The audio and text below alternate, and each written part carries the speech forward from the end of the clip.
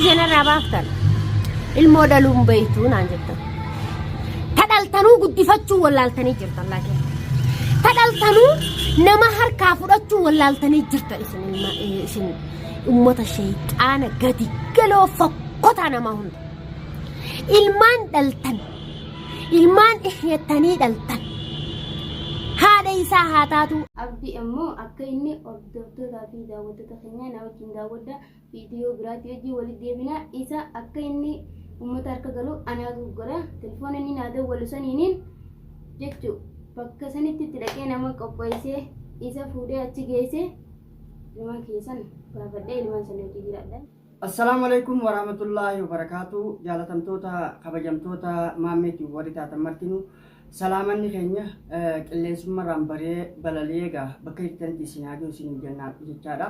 Baga nagayaan guyyaa jummaadhaa nagayaan ooltanii akkasii jirra galata rabbiiti har'a maaliin dhuftan jechuun keessan oolamu waan addaatiin isin dhufne waan gartee isin gammachiisu isin tasgabbeessu inshaallah khairumaan dhufni janna.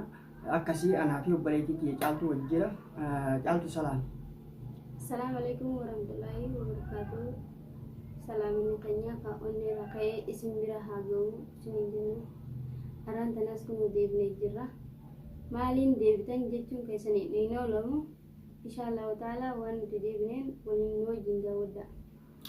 Akkasii jaalatamtoota fi hordoftoota keenya dhibdee gartee ijoolleen aneessuma ta'uuf tacaaltuun gartee haadha taatuuf arrallee viidiyoo gartee waraabamee gadhiifame akkasumatti jaalatamtuun kabajamtuun addee furmaateen har'a akkasitti mucaalleen gartee ummaatii dhuftee nan baaftu waan jedhu haati ilmaan kanaa eessi jirti suman eessi jiranii waan jedhu gartee irraa haasawan dhugaadha waan nama gaddisiisu waan qalbii nama cabsaati haa galatoomanii daandii karaa bananii gartee isaanilleen eessi jirtan koottaa as baha daandii guutaa jedhanii nutilleen dubbiin dubbii laaftuudhaan dubbiin dubbii lafeeti dubbii dhiigaati dubbii lubbuudhaati maaliif jennaan dubbiin lubbuu jabduudha ni beektan heera Oromoo keessattis lubbuun takka tadabarte gumaa akkam akka qabdu ni beektanii kanaaf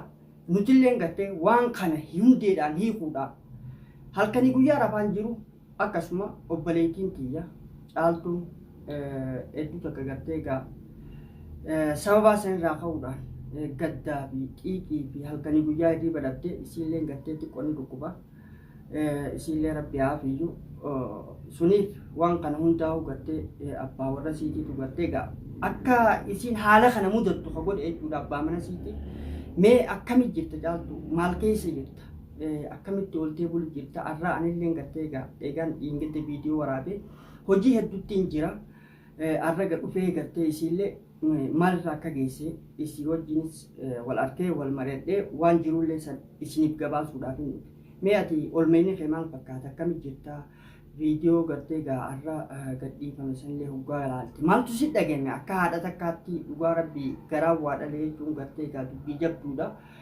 Caaltuurraa gartee aarrinii fi xiiqiin hin mul'attu waan jiru takka gartee daawwattoonnis kaasan dhugaa akka ati itti jirtu beekee sumaa fi rabbii keetii wal beekamee maal jetta ta'u.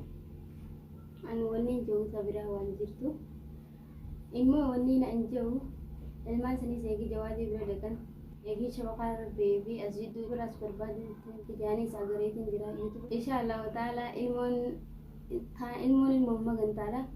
Ilmoon sanillee furmaata illee haa galatamtu hedduu takka haa galatamtu jaa jawaati illee seeraan dhuftanii akka nurraa fudhattan gabaasee jira deebisee ammas lamada namni kun abdii sanii dhufee akka ilmoo sanitti heeraa fi seeraan deemee itti dhaqee ilmoo sanitti inni baasaa karaa yaadurra hin jiru obboleettii isaatiif falmuutti waan inni jiru asumarratti hordoftootaa fi daawwattoota keenyaa wajjin waan isaan naan jaan furadhee takka waan biraa dhabu ilmoon sangaa ilmoo dhiiraati ilmoo dhalaati illee miti yaani fakkeessee tumaa'uu namni kun gaakkin itti dhalallee anumaaf beeka yaani dhalattee shabii taate sanillee ilmuma deebi'ee gaamma koottaa fudhadhaa nama nurraa fudhatu dhabnee jirra waan jedhamu dhaga'uuf jira yaani inni san waan karaa fudhachuurra hin jiru jechuudha deebisee ilmoo biyya san yoon nama dhabee atummaan keessaan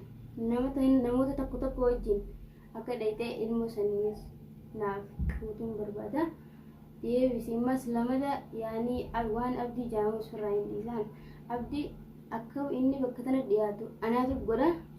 Abdii bar telefoona jalaatiin naa dawwalu jira, telefoona lafa jalaatiin naa dawwalu jira. telefoona lafaa jechuudha kaappii kanaan dawwalu jira. Akka inni dhufee uummata kana harka seenu anaatu godha.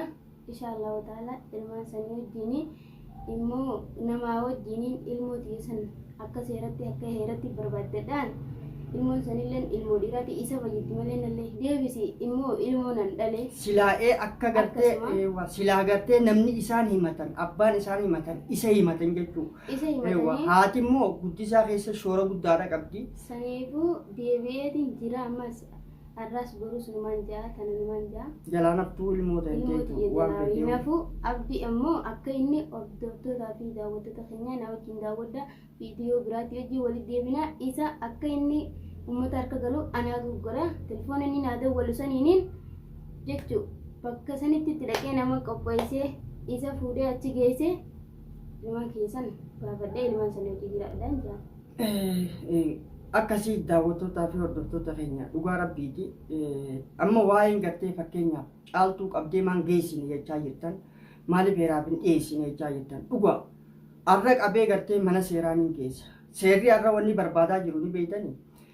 Guyyaa gartee amma viidiyoolee hunda gartee jawaadeen akkuma asii dura isin ibsaa turetti qaama seeraa geessee jira. Viidiyoolee isaan yeroo tuman akkaataa itti tuman guyyaa gartee mana haakimaa geessanii haakimatti gartee miidhaa isiirra ga'e ilmoo irraa baate taqriira hunda fuudhee geessee jira. Ani imma dhaqee gartee heeraas ta'e manguddummaas ta'e jawaadee dura gartee dhaabbachuudhaaf sodaa miti irraa isinaaf dhaabbachuuf hin ta'a garuu qophiirraan jira. Caaltuu waa'ee caaltuu gaa qabni caaltuu fuudhee gartee qaama seeraan ni kanna qaamni seeraa caaltuu hubbaaniif isiin itti dheeyte waan kana keessa viidiyoon isiidhaan hin mul'anne guyyaa gartee furmaata irratti miidhaa gaggeessan keessatti hin jirtu garuu eenyuun abbaa mana siiti abbaa mana siidhaa barbaadan akkaataa itti abbaa mana siidhaa gartee itti dhufu barbaadanii abbaa yakkaa isa taate isaa fi gartee garee maafiyaa isaa hojii jirtu jechuudha. Zakkoo fi rakkoo fi gartee bilqii isaa fi maarreettan gartee hidaayattanis isaan san jechuudha. Isaan san waan barbaadaniif qaamni seeraatis hanga gartee isaan hin dhiyaannetti hidhaani kaaya sanboota gaa qaamni kun qaama bilisaati. Garuu maaliif jettamaan mee yoo fayyadan taate ani akka heera Oromootti namni kun lammiidha qaba dhiigaas qaba akkasuma manguddoon Oromoodhaa gurguddoodhaa jira. Waan gartee hatattamatti jawaadee bira dhaqanii furanii miti dhugaa ni jira abbaan eessumaan taaf ijoollee sanii garuu akka nam tokkotti bakka eessumaa waan dhaabbadde heera guuteetiin gartee dhaqee dhaabbachuu qaba gaaddisa caayaa Oromoodhaa guyyaa gartee heera guuteetiin dhaquu qaba. Kanarratti manguddoota hedduudhaas gama keessaatiin wajji mari'adhee haala mijjeessaatiin jira. Deebisii namoonni hedduun dhugaadha waan kanarratti gartee Oromoon nama lama walirraa waa ajjeesee wal ajjeese keessatti maatii lama walirraa ajjeesan gumaa kafalee fixaa ture. Nutilleen arra waan san godhuudhaaf gurguddaan keenya lafa buleessi nu wajji jiraatee waa'ee heera Oromootis gartee taa'ee caayaa gaaddisaatti waan kana furra jeetiin isaanii wajji mari'achaa jira. Sunilleen gartee xumurra geessee jirti. Itti aantu wanni gartee caaltuu bira kaayee kute akkaataa inni kun heera guddaadha heeraan ni binna garuu isa immoo akka gartee inni qabamu godhuun dirqama. Kanaas haala mijjeessinee dheedha jennee turre sunirratti jidduu tana gaamma bilbilee jira jechuudha. Bilbila saara bilbila kaappinaatiin.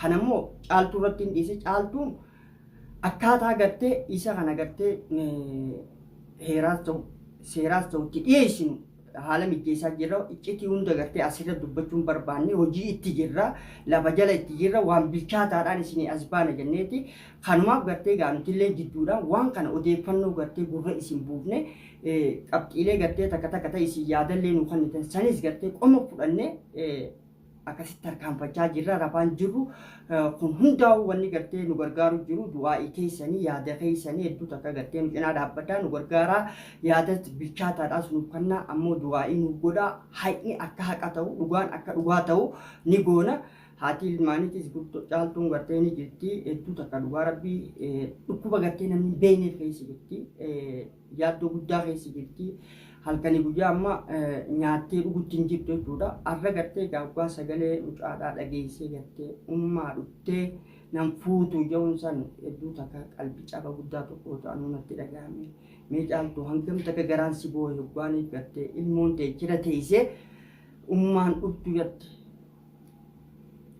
Maali wagoyete digagara wadale sarira yani deebisee ammas gaa isaan kana waan bakkee jiru beeku malee waan hin dhaqee fuudhuu hin dandeenye dhimmoota manarra guddaate waan isaan hojjetanii jiran osoo hin beekne akkanuma dhaqee ni fuudhe jechuun hin taatu deebisee gamalii wagola obseetumaan gochuu jira malee. Akkasii daawwattootaa fi hordoftoota keenya baga gartee jiraatanii yaada keessanii nu gumaachaa waan haaraa gartee inshaallah itti qabannee isin dhufna fuuldura du'aayii nu godhaadha inshaallah leenci namaa boonni namaa jawaatiinis haa jiraatu hanga ammaan tana ijoollee tana daddee irraa dhiqee irraa qoyisee gartee jiraachisu jira nyaachisee obaasee abbaan ammoo ani har'a abbaadha jedhu ilmaan kana falmuu odoon taane obboleettii isaatiif dhaabbachaa jira. Ilmaan kana baasuu keessatti daandii nama qabatee deemu jiru miti. Nama gartee ilmoo fi jaartirraas dhimma qabu miti. Waa'ee bultii obboleettii isaa qophaa isa yaachisa. Sunirraa obboleettii tiyya gartee cinaan dhaabbadha. Obboleettii tiyya gartee abadan je'ee waa'ee obboleettii isaadhaa dhaadheessaa jira. Hanga ammaatti akkuma gartanitti. Garuu ilmi namaa yoo waa hunda dura silaa gartee maatii isaatiif yaaduudha qaba. Silaa gartee maatii isaatiif yaadee daandii itti wanni kun dhumtu boo ilmi namaa ilmoo isaatiif yoo barbaachisaa ta'e lubbuu isaatu ni kanna. Kun ammoo achirra taa'ee dhawwaaqee waa'ee gartee soddaan kiyyalleen gartee maarreedha jee odeessa soddaan kiyya obboleettii isaa maarree goggodee akkas godhee kana hunda odeessa garuu haalli kun hundinuu gartee waan takka tagartee gubbaa kanarraa khayrii jedhan takka agarre waan gartee wooma khayrii jedhanurraan arginu dhugaa rabbii daanduma inni qabatee deemu wooma ichirra taa'u ilmaan kiyya niin baasa akka kana akkaataa nama baasan silaa ka baasu ta'e qaama seeraa dhaqee if qabsiisa if kanna yookaan manguddoo oromootti if kanna sigaltee heera taatu jechuun gurguddaan oromoodhaan jira akkana gootan na godha yoo san dadhabee lammittiif kanneeti ilmaan kiyya naa baraaraa jiran kan hundaa hodhan jiru nuti immoo inshaallah taaba hedduu keessallee dabarru wallaahi tattaafannee waan kana gartee galmaan keenya jennee yaada qabna isaanillee gartee nu wajjin dhaabbadhaadha du'aa nu godhaa isin jenna hanga gartee gaa viidiyoo biraatiin wal garrutti wassalaamu alaikum warahmatullaahi wabarakaatuh.